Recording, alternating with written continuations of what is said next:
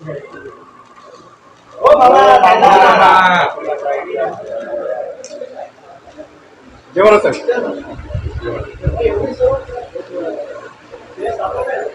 विषय होते म्हणजे वरळीचे, आमच्या मतदारसंघाचे, आमच्या वॉर्डचे अनेक जे विषय प्रलंबित होते.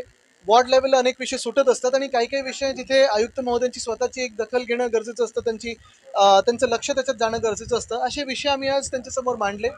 चांगले विषय त्यांच्यासमोर मांडले गेले आणि मला वाटतं त्यांनी योग्य ती कारवाई, पुढे जे आदेश दिलेले आहेत त्याचं पालन होईल ही आम्हाला खात्री आहे.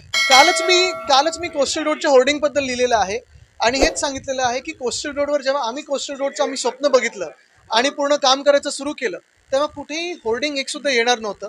हे जे होर्डिंग जे आमच्या कानावर आले प्रस्तावित आहे ते साधारणपणे अमरसन्स गार्डन आणि हाजी अलीचा जो इंटरसेक्शन आहे तिथे असणार आहे. त्याला आम्ही विरोध दर्शवलेला आणि आम्ही सांगितले की स्थानिक लोकप्रतिनिधी एका ठिकाणी भाजपचे आहेत, एका ठिकाणी मी आहे, मग आमचे खासदार आहेत अरविंद सावंत साहेब, आम्हाला विचारण्यात यावं. तिकडचे स्थानिक जे ALMs आहेत, रहिवासी आहेत, त्यांना विचारण्यात यावं आणि असं कुठचंही कॉन्ट्रॅक्टर माझा लाडका असा प्रस्ताव येऊ नाही. दुसऱ्या गोष्टी म्हणजे जे इतर आमच्या वल्लीतले विषय होते, मग एक स्मशानभूमीचा विषय आहे, डिलाय रोडचा विषय जो आम्ही अनेक दिवस घेत आहोत ते आता टेंडर प्रोसेसला आलेलं आहे, जॉईंट CPंकडे ते काम गेलेलं आहे. हे काही काही विषय जे होते ते आम्ही मांडलेले आहेत आणि आयुक्त महोदयांनी आम्हाला आश्वासित केलं आहे की साधारणपणे त्या विषयावर योग्य तो निर्णय मिळेल. एक महत्त्वाचं आहे, मी त्यांना विनंती केलेली आहे की आता गणपती बाप्पाचं आगमन होणार आहे आणि आपण पाहतोय की मागच्या वर्षीपासून रस्त्याचा जो घोटाळा झाला त्याचमुळे कुठेही मुंबईत रस्ते चांगले दिसत नाहीत. एक सुद्धा असा रस्ता दिसत नाही जिथे खड्डे नाही आहेत. खोदकाम सुरू आहे, खड्डे चालू आहेत, काही ना काहीतरी काम चालू आहे. तर मेट्रोला आदेश देऊन मेट्रोचे जे बॅरिकेड्स आहेत ते नीट करावेत. जिथे खड्डे आहेत ते लगेच बुजवून गणपती बाप्पाचा जो मार्ग असेल आगमनाचा आणि विसर्जनाचा तो नीट करावा. विसर्जनासाठी जे आर्टिफिशियल पॉन्ड गरजेचे आहेत ते नीट, आर्टिफिशियल तलाव जे कृत्रिम तलाव असतात ते प्रत्येक वॉर्डात कमीत कमी 2 असावेत. या काही गोष्टींवर देखील आम्ही चर्चा केली आणि सगळ्यात महत्त्वाचं म्हणजे BST. इथे सुनील शिंदेजी आहेत, आशिष चेंबूरकरजी आहेत, दोघंही चेअरमन राहिलेत BSTचे. आज जी गरज आहे BSTला ती आर्थिक मदतीची गरज आहे, आर्थिक पॅकिंगची गरज आहे आणि ती मुंबई महानगरपालिकाच करू शकतं. BSTचा ताफा हा कमी होत चाललेला आहे.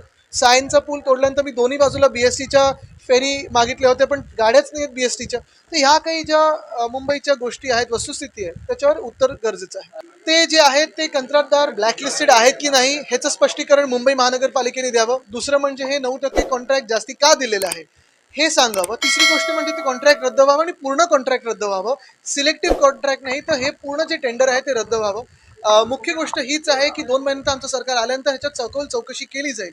कोणी कोणी कॉन्ट्रॅक्ट दिलेले आहेत त्याच्यावर आम्ही कारवाई करू. पण भाजप जे करत आहे, आम्ही बोलल्यानंतर भाजप काहीतरी पत्र लिहितं, हे नाटक बंद करा भाजपला मी सांगतो. आणि ह्या मिंदे सरकारमधून पाठिंबा हिंमत असेल आणि खरं तुम्ही बोलत असाल तर काढून घ्या. नाही काय नाही की 5 वर्षानंतर पक्ष उठलेला आहे परत झोपून आणि निवडणुकीच्या काळात जागे होतात, दौरे चालतात, महाराष्ट्र पिंजून काढणार किंवा असं तसं. सुपारी पक्ष ते त्यांचं काम करतील, आम्ही आमच्या जनतेच्या सेवेचं काम करतो. 5 वर्षात कोविडचा काळ असताना किंवा इतर काही मुंबईत चांगलं वाईट घडत असताना हा पक्ष दिसला तरी होता का? म्हणून आम्ही ह्यांच्याकडे जास्ती लक्ष देत नाही. सुपारी पक्ष आहे तिथेच राहील. मला वाटलं बायडन येत आहेत. मला वाटतं त्याच्यावर लक्ष ठेवणं गरजेचं आहे. नुसतं स्थानिक विषय नाही तर आपल्यावर त्याचा काही परिणाम होऊ शकतो का, आपल्या देशावर काही परिणाम होऊ शकतो का. बांगलादेश तसं पाहिलं गेलं तर आपल्या एक बाजूचा शेजारचा देश आहे, इमर्जिंग इकॉनॉमी होती आणि नुसतं डोमेस्टिक नाही तर एक्सटर्नल अफेअर्समध्ये आपल्याला कुठे काही होऊ शकतं का हे तिकडे आपले परराष्ट्र मंत्री आपल्याला सांगतीलच. मला वाटतं ते सगळं आता आपण जनतेत आरोप प्रत्यारोप होतात, मी त्याच्यात जाणार नाही. कारण ज्या पातळीचं राजकारण आता व्हायला लागलेलं आहे भाजपकडून हे एकदम नीच आणि घाणेरडं राजकारण होत आहे. महाराष्ट्र ह्याला करारा जबाब देईल का मी त्यांच्यावर काही बोलणार नाही. मला वाटतं जनतेने जे उत्तर द्यायचं होतं ते दिलेलं आहे.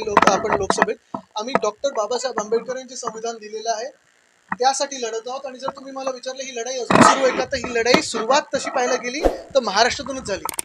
जी वज्रमूठ होती संविधान रक्षणाची सभा ज्या होत्या महाविकास आघाडीने सुरू केल्या होत्या 2022 साली, जेव्हा आमचं सरकार पाडलं गेलं गद्दारींनी आणि जेव्हा गद्दारींनी पाडलं गेलं त्याच गद्दारांनी संविधानाला बाजूला ठेवून डॉक्टर बाबासाहेब आंबेडकरांचा अपमान करून, महामानव डॉक्टर बाबासाहेब आंबेडकरांचा अपमान करून त्यांचं सरकार बसवलेलं आहे. आमची लढाई ही डॉक्टर बाबासाहेब आंबेडकरांच्या संविधानासाठी. मला वाटतं आता अनेक गोष्टी म्हणजे मध्ये मी ऐकलं की 25 सीट आम्ही मुंबईतून लढणार वगैरे. मला वाटतं यादी पूर्ण येऊ द्या, आपल्याला कळेल, मला पण कळेल.